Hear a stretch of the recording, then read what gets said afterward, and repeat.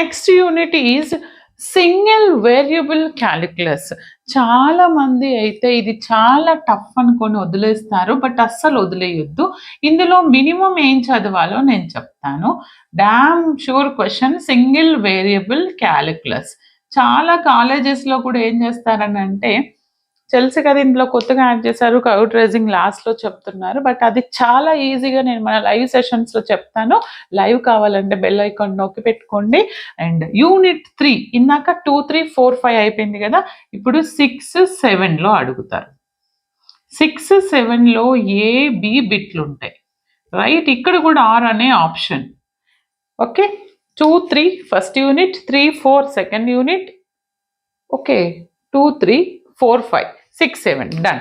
ఇక్కడ ఏంటిది అని అంటే, అసలు మేడం ఇదంతా క్యాలిక్యులస్ అంటే నేను ఇంటర్లోనే చదవలేదు, మీరేం చెప్తున్నారంటే